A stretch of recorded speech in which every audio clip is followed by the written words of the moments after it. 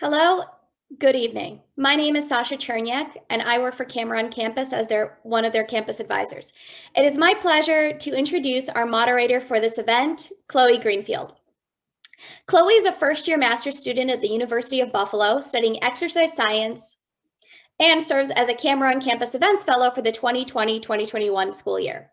Last May, Chloe graduated with a BS in Health Fitness Specialist from East Carolina University, where she was president of ECU's Israel Coalition, Pirates for Israel. Chloe is passionate about providing a safe and welcoming environment for all community members to discuss Israel and Zionism in a healthy and constructive way. Chloe, it is so great to see you and to have you as our moderator for this amazing event. Hello. Hi, thank you so much for the intro and welcome everyone. So I'm going to go ahead and introduce our panelists for tonight, starting with Sapir. So Sapir is the program director of JIMENA, which is Jews Indigenous to the Middle East and North Africa. She was born and raised in Israel and arrived in the San Francisco Bay Area about 3 years ago. Sapir graduated from Bar-Ilan University with a BA in Political and Social Science, which led her to pursue international opportunities in foreign relations. Sapir's family is originally from Tunisia and Libya. Today, her family lives in Israel, where Jews from the Middle East and North Africa comprise half of Israel's Jewish population. So Sapir, I'm going to hand it over to you. Thank you. Thank you. Thank you so much. And I want to first thank CAMERA on Campus for inviting me, David, and the team. Like Chloe mentioned, my name is Sapir and I'm the program director of JIMENA. I'll say a few words of JIMENA for those who don't know us. So JIMENA is a Jewish nonprofit organization. We are based in San Francisco, California. And our mission is to achieve universal recognition for the heritage and history of almost 1 million Jewish refugees from the Middle East and North Africa and their descendants. We operate through education and engagement initiative and programs such as this program, and other parts of our job is advocacy. I would like also to start and sharing some of my family story. Like Chloe mentioned, my family is Tunisian and Libyan. My mom's parents, Haddad family, immigrated from Jerba to Israel in 1964. Jerba is an island in Tunisia. Most Jews live there and are still living there, and it's called Har Gbira. There's Har Zrira and Har Gbira. Most Jews are from Har Gbira. Gbira in Arabic is the big quarter, the big town. They moved to Israel in 1964 and they built a house in Moshav Eitan in northern Israel. My dad's side's Taib and Jerby family were first to flee out of Tripoli in 1950, and they arrived to Israel in 1950 to the Ma'abarot, which is immigration and refugee temporary camp in Israel that were established in the 50s. The word Ma'abarot are coming from the word Ma'avar in Hebrew, which is transfer.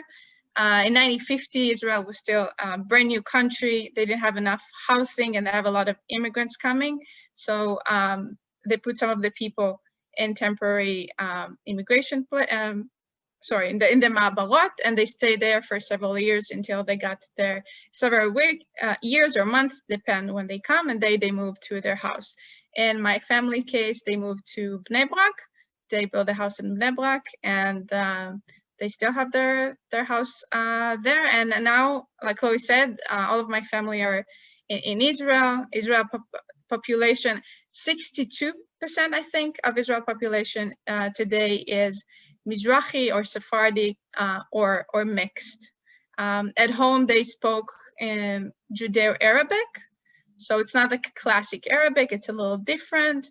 Of course, they have the Sephardic and Mizrahi tradition, prayers, food, culture, and all of that. And until this day, we practice Judaism, celebrate holidays in the Sephardic and Mizrahi tradition.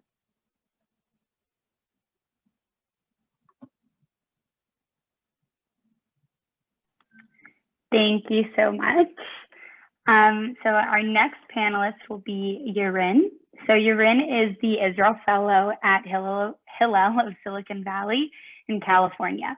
Yarin graduated from Tel Aviv University with a bachelor's degree in education and Jewish history. Also, during his time in the university, he worked as a museum guide at the Museum of the Jewish People at Beit HaTfutzot and as the Student Rights Commissioner in the Student Union at Tel Aviv University. Yarin comes from a mixed ethnicity. His mother was born and raised in Morocco, and his paternal grandparents are from Iran. Thank you, Yarin. Thank you so much. Thank you, CAMERA. I'm very, very excited to be here this evening. And thank you all for being here. So I will share a little bit about myself and about my family heritage and history. So as we mentioned here, my name is Yarin. This is my second year as the Israel Fellow at Hillel of Silicon Valley. We are located at San Jose in the Bay Area in California. And basically, I grew up in Maskeret Batya. It's a small town 40 minutes south from Tel Aviv. As Chloe mentioned, both of my parents are Mizrahi. I guess this is why I'm here. My mom, Janet, was born and raised in Meknes, a city in Morocco, and made Aliyah with the whole family in 1968. And my father, Uri, was born in Israel, but his parents from Iran. My grandmother, Tamar, was born in the border between Iran and Azerbaijan, and the whole family moved to Israel in 1948. And like Sapir mentioned, my grandmother also experienced the Ma'abarot, the transit camp. She located in Sha'ar Aliyah. My grandfather, who Hanoch passed away 2 years ago, was a Kurdish Persian. And at the age of 16, he decided to move to Israel by himself in 1948, just before the establishment of the state of Israel. Since he arrived alone, they placed him in a kibbutz in the southern part of Israel. And he grew up in a religious family. So for him, being on a kibbutz was a challenge, not just culturally, but also religiously. Growing up, the Moroccan identity for me was the dominant in my house. My mom kept telling myself and my siblings how proud we need to be in our Moroccan identity and heritage. And as a kid, I truly believed that being a Moroccan Jew is the best thing in the world. As an adult, I understood it's more complex than that, and sometimes the Israeli society can see it differently. Both sides of my family, and no doubt, I heard stories about discrimination and difficulty to integrate into this Israeli society. But the prejudice about Moroccan Jews were the most extreme, which led to even more discrimination from other Mizrahi groups towards Moroccan. And I will talk about it more later. Thank you.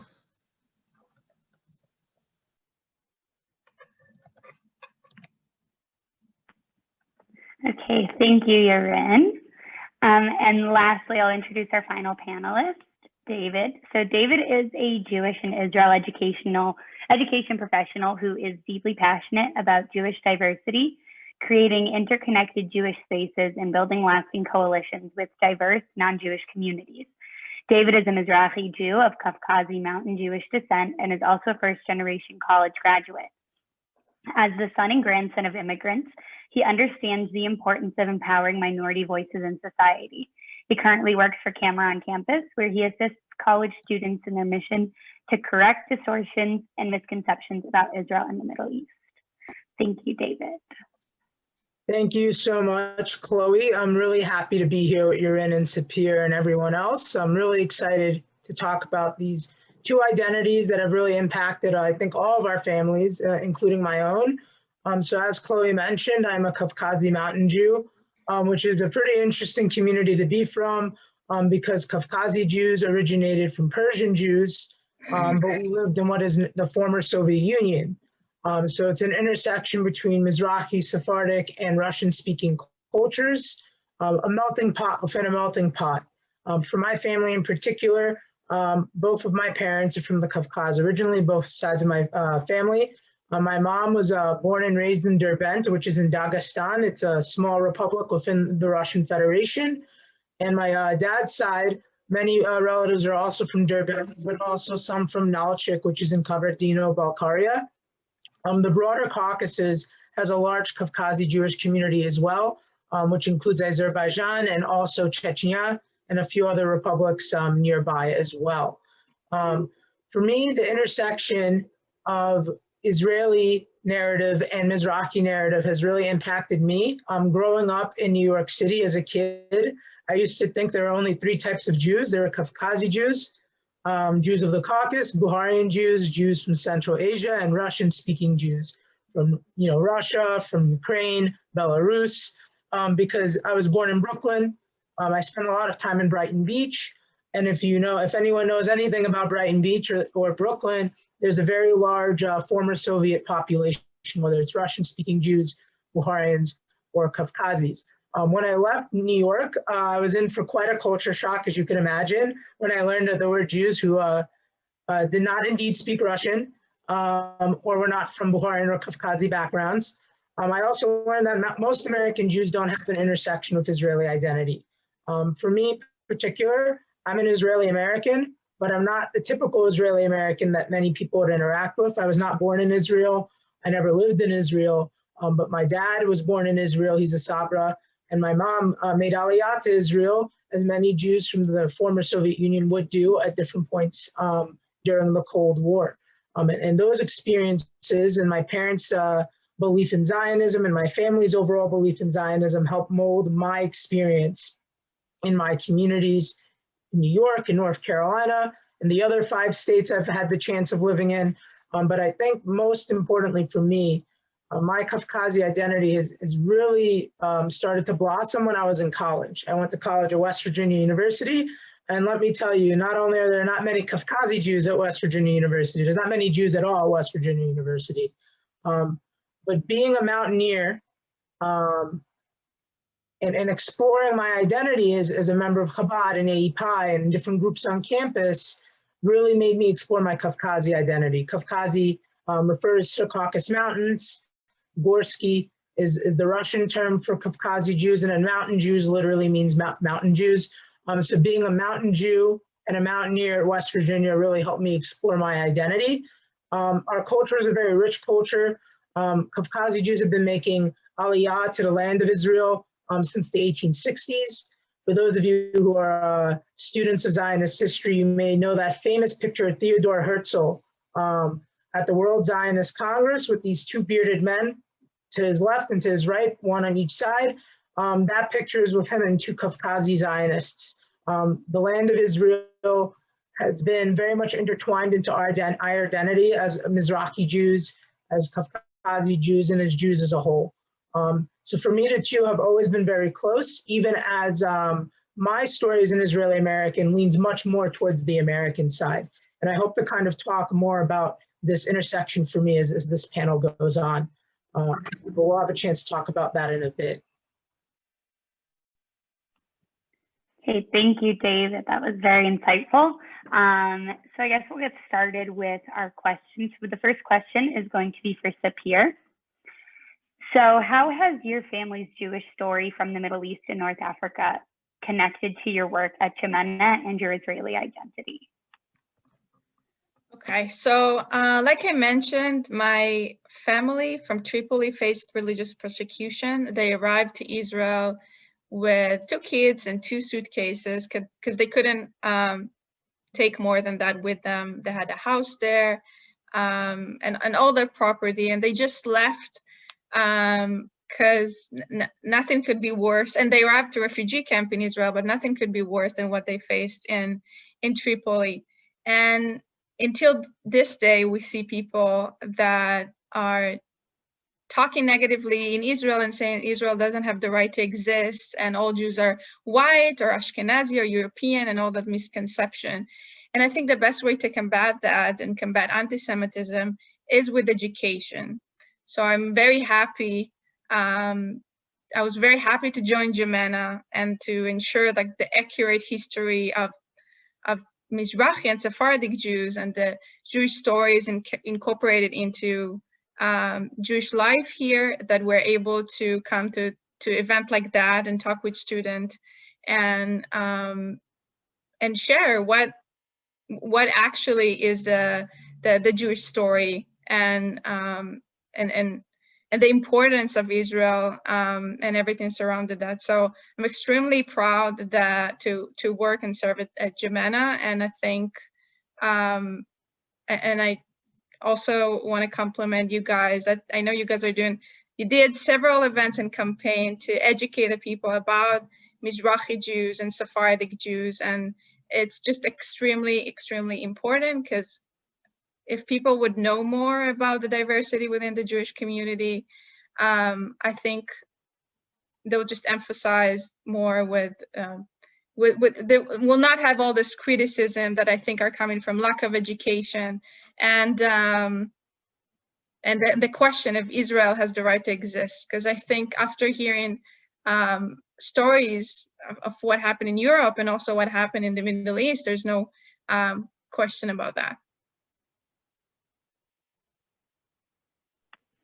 Thank you. We appreciate the work that JIMENA is doing as well, including myself. I was excited to do this event with to hear from all of you and to learn more.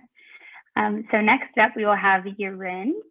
So Yarin, my question for you is, how does your experience as an Israeli Mizrahi impact your work in the American Jewish community? Yeah, thank you so much for the question. So it's actually impacting my work here in many, many aspects. First, realizing that within the Jewish community, there is a lack of knowledge about Mizrahi Jews. And I don't mean that people don't know what Mizrahi Jews mean, but sometimes, and many times, they're not familiar with the history, or they even never met one. So immediately, it's something I face here, like questions about my heritage, about my background, which is amazing. And, you know, like events like that is really helping to spread the word and give more, awareness to the story. In addition, I wanted to bring more, not just the history, because we can talk about the history, we can read it about it online, but I also wanted to bring the whole experience to the people, the culture, because it's so beautiful. I mean, we say Mizrahi, but under this umbrella Mizrahi, there are so many groups and so many cultures and so many traditions and so many amazing food that people should try and experience. So I planned a lot of events, of course, so that became, part of my job, doing a lot of Mizrahi events, Mizrahi box that I sent to students, Shabbat celebration with the Mizrahi, touches like the prayer, the melody, the service, things that can give us some spice and kick. But that's from one way with the Jewish community. But also I felt in many ways that I'm ambassador for Israel and for the Jewish people. On campus, many people were surprised that I'm a Jew, but I'm not European because I'm supposed to be, white, I'm supposed to be from Europe, how I don't have like heritage that come from European country. And they were shocked that I have a family that has like a background of discrimination. How is it possible? So stuff like that, I was happy to be there, especially before COVID, and being on tabling and explain to people what it means to be Mizrahi, what it means that more than 50% of Israel population coming from Arab countries and Northern Africa. And most people I've met, Jews and not Jews, not familiar with this story. They're familiar with the Ashkenazi tradition and history, which is super important, but not the Mizrahi one. And for me, being on this job is really important to bring my family experience, to emphasize that we are part of this mosaic called the Jewish history, the Jewish story, and we cannot exclude that. And also it's, when we talk about the hatred about Israel and all the claims people have about Israel, the Mizrahi story can really, show to people that there is another story that people don't know, and we should share it. And this is my main job here, to say it, and this event is part of it. So yeah, thank you again. Definitely, thank you. I really appreciate it. Now I'm sure the impact, and it has to be harder now since it's virtual, probably all of the events and stuff that you're going to be doing on campus, but still fighting the good fight. Okay, so our third panelist, David, my question for you is, do you feel like your familial background is a strong part of your identity, or do you feel predominantly Israeli American? So that's a really great and important question for a whole multitude of reasons. I think, well, first of all, yes, I think my family's background definitely impacts me today, and it helps make me the person I am today. Now, this wasn't necessarily always the case for me. I think especially for young people when we're in high school and when we're in college, we want to be our own person so badly that we kind of want to explore different things and want to fully embrace the American side, especially those of us who come from immigrant families. We want to like fit into broader American society. But as I went through college, I really wanted to embrace my family's roots, both in Israel and in the Caucasus, because it makes me who I am. I think, you know, our other panelists have touched upon it a little bit. You know, people don't really hear about our narratives in American society. And being Israeli American on top of also being Mizrahi, I think adds another layer to my story and what I can share with young people and even people from my own community who maybe feel like they're kind of alone, you know, especially if you're not living in New York. That's pretty much where all the Caucasian Jews in America live, is in New York, some in Miami. My family represents all the Caucasians in North Carolina, but you know, in Israel, many Caucasians live across the country, whether it's in the Negev or near the Gaza border or in Kiryat Yam and near Haifa. So, you know, there's a richness to the cultural integration of Caucasian Jews in Israel. So my family's strong connection to Israel as people who moved there from the former Soviet Union, from the Caucasus, and then from Israel to America, it's definitely impacted me. As an Israeli American, I like to bring up to a lot of my friends, Jewish and non-Jewish, that I always feel like I'm the whisperer between two worlds, the traditional world and the modern world. You know, trying to protect and showcase my family's culture, whether it's through food, whether it's through music. Yuzginka is a famous dance in the Caucasus, not only amongst Jews, but in Israel, it's very much attributed to us since, you know, Caucasian Jews living in Israel. So that's one way I always try and bring in the Caucasian side. And then bringing in the Israeli side is just a whole melting pot of different cultures in Israel on top of my own. I don't want to just be an ambassador for Caucasian Jews. I want to be an ambassador for Jewish diversity as a whole. I know for a lot of my friends, they've never had a burekas, and it's not a Caucasian food, but it's a very popular food in Israel and has deep ties to Sephardic Jewish communities. So tying both of those things in as an American, I think gives me something extra to share, but also leveraging my American identity, I think is also key because I'm relatable to some in the American Jewish community who aren't familiar with other Jewish cultures, but are more likely to understand sometimes if they hear from a younger representative as well. So I always like to joke that I have many conflicting identities and life is just kind of balancing all of these identities. But for me, it's become a mosaic. It's become a beautiful mosaic that I think not only I can use to promote my own family story and the stories of the Caucasus, but also other communities as well. I know for anyone who's friends with me on Facebook sees that every day I share a different article about a different community, whether it's Egyptian Jews or Jews from Greece or Jews from India. I mean, I think it's very important. And having dual identity of being American and being Israeli, I think also helps bridge the conversation for students who have never maybe met anyone who has ties to Israel. It's a faraway conflict for a lot of people. But I think when they meet an Israeli American or even an Israeli or an American who has ties to Israel, whichever one of the identities fits you the most, it makes it personal and it brings storytelling to a new level. Amazing. Thank you so much. And thank you to all of our panelists. I'm going to hand it over. We have some questions to our FSU fellows. Hello. We just wanted to thank you guys, and we're honored to be able to represent FSU on campus. And we had a couple of questions. This is more so directed to Yarin, but anybody is welcome to answer it.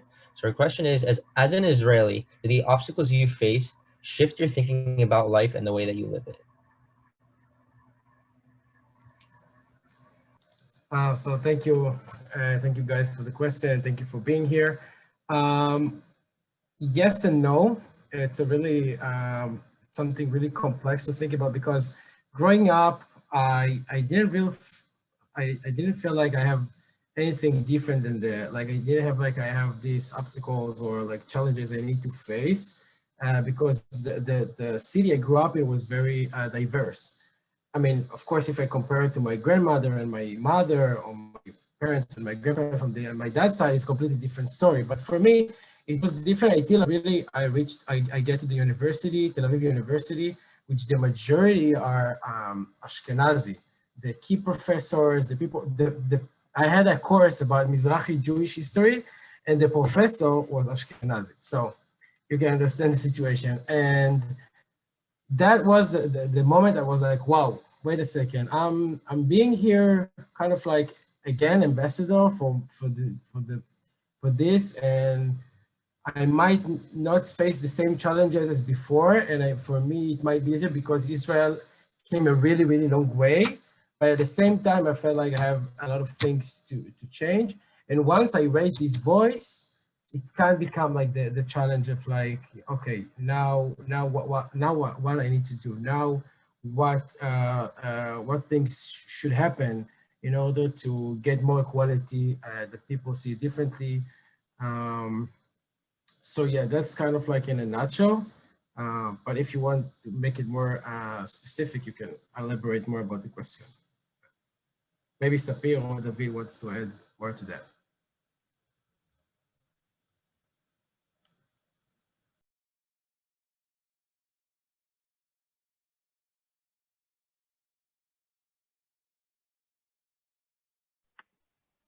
Okay. So Sapir, if you would like to add to that, feel free. If you have anything to add. No, I'll just say that the experience of being Mizrahi in America and Mizrahi in Israel is just very different. And it was fascinating to get here and to learn how, you know, how the experience of Mizrahi and Sephardic Jews in America is different. And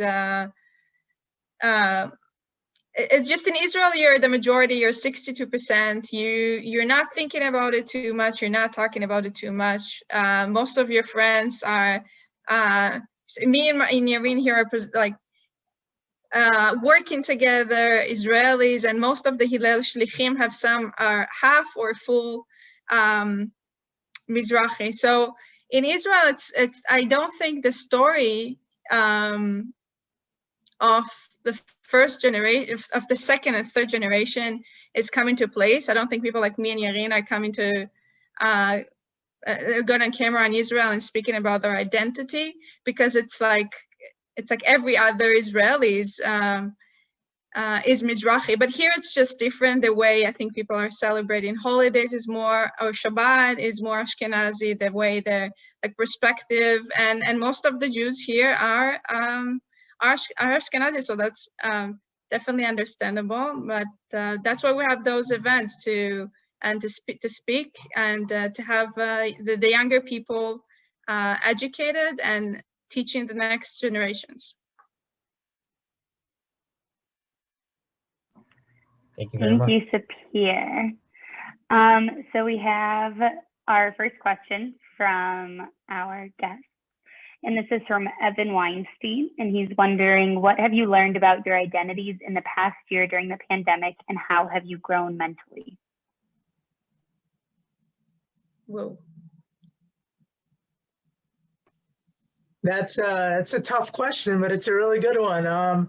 For me, I guess I can start with it because I'm currently working from home in North Carolina with my family, so I've had more of a chance to kind of think of our cultures, being home with my parents and my grandparents and my sister, and just having Kafkazi food occasionally. It just makes me more thankful that I have these communities, these cultures to kind of lean in on during a difficult, time for everyone. And, I think it's really inspiring too what a lot of different groups do to connect families and cultures, even if they can't go home to their relatives. I know, we have a lot of family in Israel, and I was in Israel the last 2 years on work trips, but I haven't been to Israel on a personal trip in a long time, and I haven't seen a lot of my relatives there. And I know for me, at least having the opportunity to see my family here is so special, but also making me wonder, when can I go back to Israel and then take the opportunity to go see more family? Because in the past, I was like, oh, no, I have to work. I don't have time. Oh, well, when you're in a pandemic and time freezes, essentially, it makes you more thankful for the time that we have. It makes me want to spend more time in my culture, in Kafkazi culture, something that I've been doing. There's a cool group called Kesher that does little lectures about different Jewish subcultures and communities. And there's been a few speakers from the Bukharian community and the Kafkazi community. So I've been essentially networking with a lot of people in those spaces that I wouldn't have had a chance to do if I wasn't in a pandemic. There was also a great event for anyone who knows Ruben Shimanoff. He runs a great series in New York about Kafkazi, Bukharian, and Georgian Jews. And he also talks about their connection to Israel, as do other people who talk about these topics. I would never have been able to go in person to go see the event just because it was a little bit too far. But during the pandemic, I had a chance to kind of reconnect with these cultures and reconnect with the people of these cultures and the younger generations, people my age and even younger, and then also the older generations, and listening to the traditions, and then connecting it back to the land of Israel and to Zionism on campus, and the stories that I can make relevant for students who engage in this work and want to engage in a broader audience.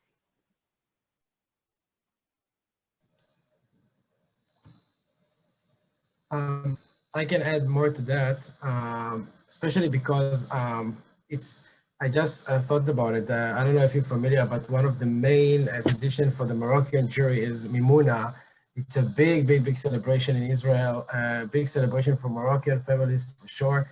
And last year we celebrated Mimuna online. We had an amazing week with JIMENA. We did mufleta making. We had a panel of Mizrahi voices and more. And last year, I remember telling while doing the mufleta, next year we're gonna celebrate all together. And again, we're gonna do it online. But what I'm trying to say here is that, you know, for me, I took it for granted. Now, okay, we're going to the Mimuna, we're gonna eat some sweets, we're gonna see the family, and bye-bye, tomorrow we have work, school, whatever. And then realizing that, wow, where is being together? Because it's all about being together. And you know, after all the holiday of Passover, celebrating this amazing tradition the Moroccan Jewry did all over these years. And of course, this is just one example for the whole year that I had, but just the understanding the meaning of a family and meaning of being together. But again, we're lucky enough that we have this technology so we can do all these things and celebrate through online and virtual events. But again, the understanding of the importance of the family is definitely a main thing here. Yeah, I will just add to what David and Yarin said, the importance of family, of course. We all miss our family here and in Israel. And I think Israel, like Yarin said, you get together in the Mimuna, which is a tradition of Moroccan Jews after Passover, getting together and celebrate together. And I can add to that Mizrahi and Israeli Jews in general are very warm people. It's very important for them to get together, to celebrate, and to be around family. And we said last year, he's right, we said last year in the event that we hope next year in Passover, we're going to be Bnei Chorin and be with our family and celebrate together. Unfortunately, this year it's not going to happen, but I can wish for next year that we will be together in Passover, or even before that. Hopefully before. Yeah. Thank you. So we have another question. What does Zionism look like from the Mizrahi community? Is it in any way different from other forms of Zionism?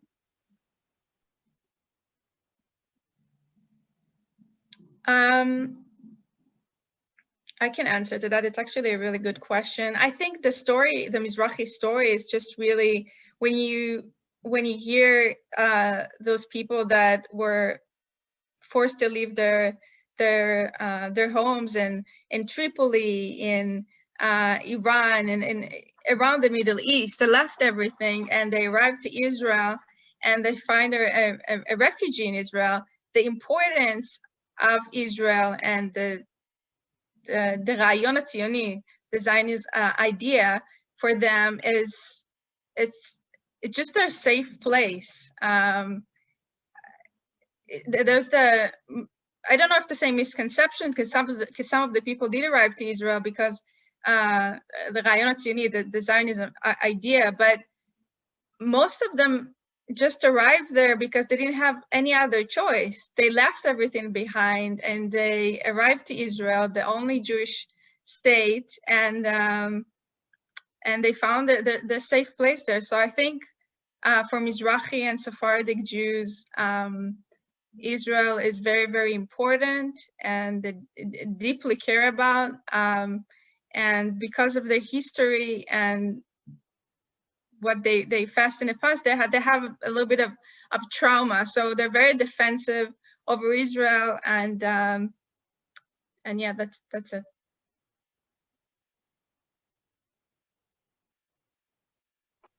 I know from the Kafkazi perspective, and I think it's true for a lot of different communities in the Mizrahi and Sephardic tents too, is for Kafkazi Jews, and I know the same is true for Bukharian Jews, these communities have been making Aliyah for well over a century, in some cases centuries, and then in some cases people, quite literally for a large part of the way walking to Zion. So one thing that I always try and distinguish between, say, maybe more modern Zionism or more Ashkenazi Zionism is that it's more political Zionism, which is super important. Learning about people like Golda Meir and David Ben-Gurion and Menachem Begin. But for the Sephardic and Mizrahi perspective, there's a little bit more of a focus on traditions and in some communities' cases on the land. And even outside of the Sephardic and Mizrahi tent, some communities like the Ethiopian Jewish community focus on Jerusalem as a key part of that identity and that connection to Israel. So that's something that I always try and bring up. It's not necessarily that it's different, and I would never say one is better than the other. They all have their important place in Jewish history. It's that there's a different angle and there's a different perspective that I think is beautiful, and it shows how diverse Zionism is. Our detractors on campus and in the professional world always try and say Zionism is one thing. It's a European colonial settler, ideology, when it's not even true. Forget about it being true for Mizrahi Jews. It's also not true for Ashkenazi Jews. There's a whole concept, there's a whole emotional idea behind it, intellectual ideas, some based in tradition, some based more in secularism, some based in a mix of both. And the more we showcase that diversity on the Zionist spectrum, the more we get to see a more fuller story. And I think the great thing about the Mizrahi story is, something I was learning about. Under the Soviet Union, Kafkazi Jews lost a lot of their old style of praying. So after the Soviet Union fell apart, we had to kind of rebuild. And we've become more associated with Chabad and modern Orthodox movements in the US. But I didn't know that for a long time, Kafkazi Jews prayed Baghdad style, similar to many Iraqi Jews. And that's something I just never knew until recently. And it shows the connection between tradition and the peoples of the region. The Caucasus, of course, are a little bit out of the Middle East, but have a similar complicated narrative as many places in the Middle East and North Africa do. And how that connects to Israel as an idea, not only as a country or as a state, but as a land and as a people. So that's just kind of the perspective that I always try and look at it from. Thank you. Yarin, would you like to comment on that, or up to you? I mean, yeah, of course. We have, I just say that Mizrahi Jew and Zionism is a very, very long story, and it's fascinating. So I really suggest you to read more about it, the whole complexity about it. But of course, there's something that happened, and being in this community for hundreds of years, they prayed to Jerusalem, they prayed to come back to Israel, and actually immigration to Israel occurred before the establishment of Israel from North Africa and the Middle East, so it always was there. I would just say that for my family, moving to Israel was not because they suffered. They moved to Israel because of the Zionist idea. They realized that they need to be in Israel. It's important to come and be part of the Jewish state. And even though it was a lot of like struggles and challenges in moving to Israel and being in Israel, they still believe this is the ideology and this is what they need to do. And again, we can talk about more and more and more, but we have more questions. So. Thank you. Oh, okay, our next question is, what is one thing that Americans get wrong about Mizrahi identity?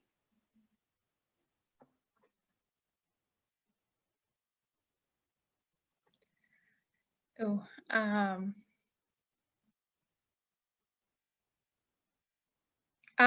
one thing I would say, I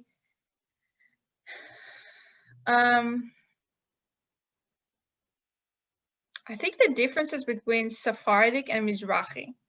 I would say in Israel, if you would use Sephardic, you can use Sephardic and Mizrahi interchangeably. I hope I said that right.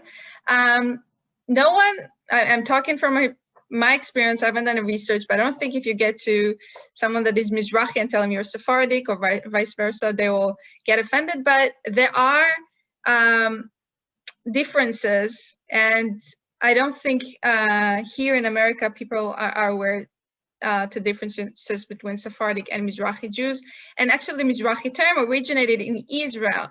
So when people here, American here, say they're Mizrahi and them or the ancestor never lived in Israel, that's a little complex. Just to make it clear, Mizrahi Jews are Jews who came from majority Arab countries and then arrived to Israel. They speak Judeo-Arabic. And Sephardic Jews are Jews that originated from the Iberian Peninsula area. Some of them moved to Arab countries, to the Middle East and North Africa, and then from there to Israel, but not all of them. So that's the big picture of difference between Sephardic Jews and Mizrahi Jews. I know some people are like struggling with which term to use in America. And it's also related to how you identify and how you pray. In Israel, we say do you pray the Sephardic way or the Ashkenazi way? You don't say the Mizrahi way. So Sephardic is a way of praying, a way to celebrate holidays, pray. There's Sephardic schools. It's very complex. I don't think we put the finger on it here. And I think in America sometimes people just call it Jews of color, or just put an umbrella over all Mizrahi and Sephardic Jews. And I think it's important maybe to learn the differences and to learn who's Mizrahi, who's Sephardic, and how people identify. That's, I think, most important. I agree with pretty much everything you said. I think there's so much distinctions that Americans just aren't familiar with, and I think it makes total sense since even, I think for a large amount of Americans, they've never even met any Jews, depending where you're from in America, right? If you're from rural Kansas, the odds of meeting any Jewish person are not particularly high. The closer you get to Kansas City, maybe that changes, but so I think for sure, Americans struggle determining which term is appropriate. I know something else that I personally have always kind of wrestled with growing up. For some people, being Kavkazi, I'm too Russian to be Mizrahi or Sephardic, or I'm too Mizrahi or Sephardic to be Russian speaking. So that's been kind of an awkward kind of tightrope to walk. Particularly once I left New York. When I was a kid in New York, it was different. Like I said, like I joked, I didn't know that there were any Jews who aren't Kavkazi or Russian speaking. But once I go to a place like North Carolina and I have to explain what my identity is, I know in high school, a lot of times I just said I'm Russian just to make it easy. And in college, I started changing that because I was like, no, I mean, these are people getting a college education. They should know how to properly label people if that's what people want to be labeled as. So that's how I started kind of trying to educate people more and at least show my side of the story there, where it's like this interesting mix. for some people, but for other people, they're like, you don't fit this box. So we're gonna put you in a box for you. And then I think that's always like a complicated thing. And then just going off like the Sephardi versus Mizrahi thing, I know one thing that always came up for me when I would bring up the conversation is somebody would say, oh, but I thought all blank were from blank. I'm sure all of us have heard that at some point. Oh, but you're not, you're like Persian origin, but you're not a Persian Jew, or wait, but you're not from Morocco, or you're not from Spain. So those are misconceptions that I always find interesting. When I was younger, I was, like I said, in high school, I just didn't want to deal with it. And then in college, I got a little bit more offended about it. Now I think I understand why people don't know these things. So it's just important to kind of bring the nuance and have those conversations, and just hope people are open-minded if we are willing to be open-minded with them too.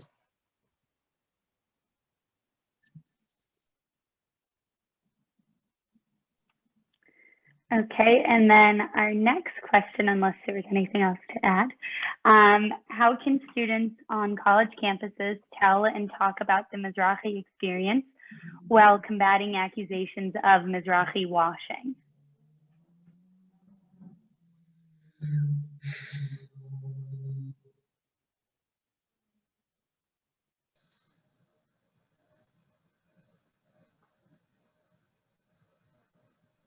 I'll address the Mizrahi washing part of it first.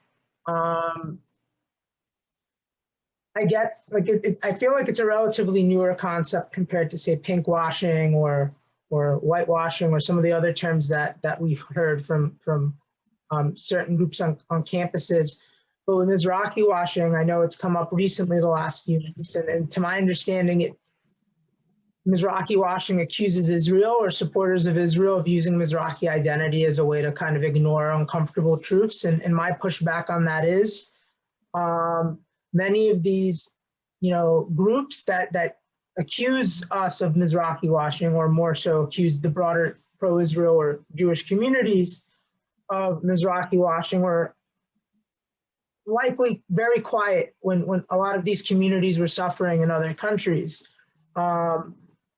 America has a strong history, for example, of supporting Jews from the former Soviet Union, which includes Bukharian and Caucasian and Georgian Jews. But many of these, say, professors on campus who may bring up the term Mizrahi washing also have a record of opposing helping those communities. So my response on that always is, if you're going to accuse us of not doing enough, what have you done to help further the conversation on diversity? And they usually don't have an answer to it, because it's usually meant as a way to, honestly, they want to tokenize us and our experiences, and they want our experiences not to be heard. And that's why they do it, because most people aren't used to hearing, oh, but you're just using this community as a scapegoat. Because it's very uncomfortable, especially, America's a changing country, and norms of conversation have changed. So I think a lot of students are scared now to kind of say, well, that's not true. There's a lot of benefits to having this conversation, and then these voices deserve to have a right to sit at the table and talk about why they love Israel and why they're passionate about maybe other causes on campuses. Because I have heard Mizrahi washing also be used on a whole group of topics. Oh, you're Mizrahi and you talk about your Zionist experience, but you don't want to talk about the Arab experience in Israel, which isn't true. And then there's also the accusation of, well, you still can't be in a progressive space on campus because you're not progressive enough because you're a Zionist. So it's become like this broader argument to try and box people in when they want to share their narrative. So that element to me is more of, kind of call their bluff on it. If they want to accuse us of misappropriating, then they need to show what they want to do to better the conversation. In most cases, they won't want to have that conversation. And what I would tell students about having these conversations in general, and then bringing Mizrahi speakers, open space for authentic conversations. I think one of the hardest things with event planning is when you're either a student or a professional, you think, oh, how can I make this event successful? When we really should be thinking, what is the best way to bring authentic voices to the table from different communities in the Mizrahi tent, in the Israeli tent, in the Israeli American tent? How can we showcase these voices best? And then once you showcase the voices and give the space for these open conversations, and sometimes they're difficult conversations, you know, the best conversations are the most difficult ones sometimes, because you learn it, and that's, I think, should be the, you know, the goal of any conversation we have with anyone, is to grow. You're never too old to learn, never too old to grow intellectually, and sometimes you're going to get challenged. The best thing about being a college student, you get a free license to get challenged. And, you know, sometimes in the professional world, it's very tough to try and like challenge yourself, because you obviously have professional responsibilities. But when you're in college, you should embrace this. Whether you're a Zionist, whether you're passionate about Jewish culture, whether maybe somebody who's not a fan of Israel, but maybe is open-minded enough to hear these perspectives, come into a conversation, come into a meeting. When you're meeting with a potential speaker, if you're a student, or a potential detractor, how can I grow from this conversation? If there's no room to grow, then maybe then at that point it's not worth having that conversation. But always try and think first, how can we grow? How can we be more authentic? And how can we open these spaces up? You know, a room shines brightly when we open the curtains and the blinds, right? The light shines into the room. And that's how I kind of approach having these type of conversations on Mizrahi culture as well.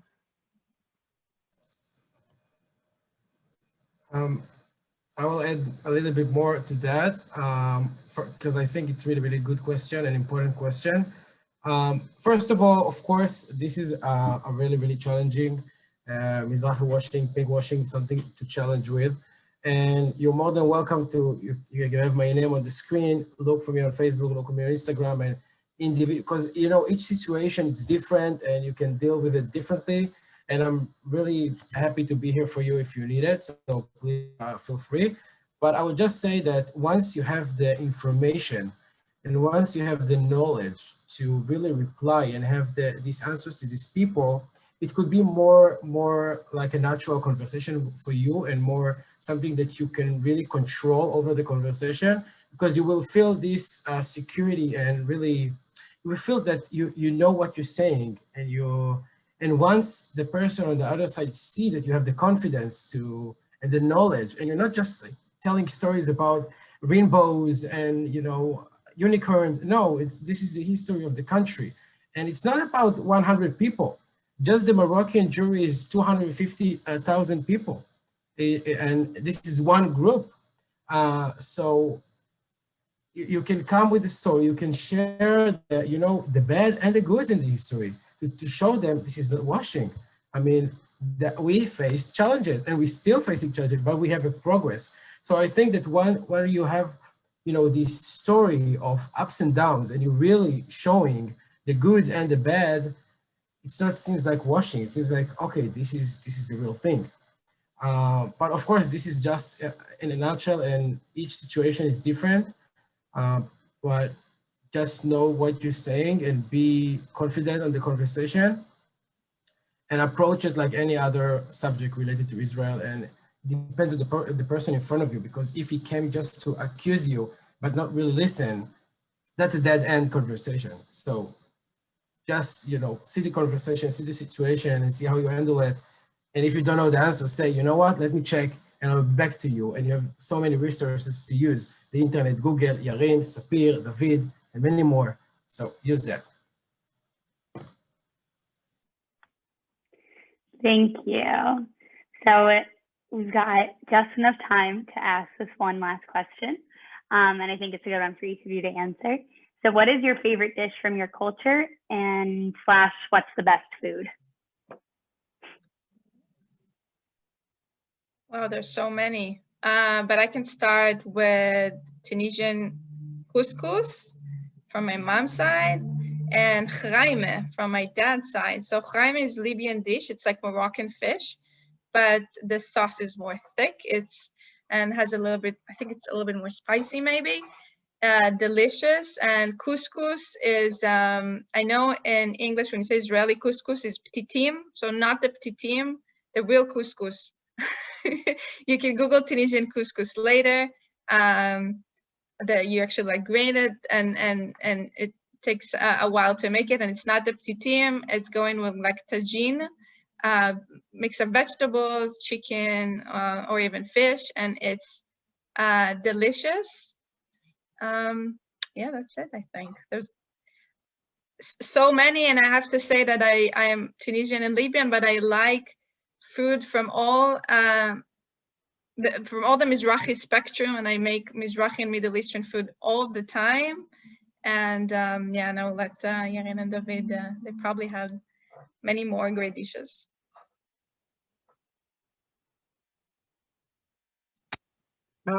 From Caucasian culture, there's so many different options, but I'm gonna go with shashlik. It's like kebab, a Caucasus style, shashlik on a stick. Amazing, really good. Kurze is also really good. It's kind of like a small dumpling type of food. Caucasian culture is very much well known for meat. I have a friend who's trying to find a way to create vegan and vegetarian options, and I told him good luck. It's not an easy challenge. So much of our foods are meat based, but I'm sure there's a way to do it, and I would definitely want to try some vegan or vegetarian versions. Though shashlik has to be my favorite. My grandpa and my dad always kind of argue whose is better. It's always interesting to watch that debate. You cook it too much, you don't cook it enough. But I would have to say that's probably one of my favorite dishes. So for sure, this is the toughest question of the evening. Since I have a mixed ethnicity, I will use my privilege to get two dishes. One of them is from the Persian side, is Persian rice, of course. If you're not familiar with it, it's a rice upside down. It looks like a cake. On the top of it, you have like potatoes, looks like chips. It's delicious. It's amazing. Google it, make it for Shabbat. Trust me, you're gonna love me for that. And from the Moroccan side is Moroccan fish. It's like chaime that Sapir mentioned, but a bit different. Some use it with chickpeas, paprika, red sauce with challah. It's a great combination. That all sounds amazing, and I wrote down every one of those. I've been wanting to make the Persian rice for quite a while. So, okay, well, thank you all so much. Thank you to our panelists and our co-hosts that were all able to join us tonight. I really appreciate you guys coming on and sharing your stories and your family's history. So without further ado, I guess I'll say good night or enjoy the rest of your afternoon, evening if you're out west. Awesome. Thank you so much. Thank you, guys. Thank you so much. Thanks so much. Thank you, guys.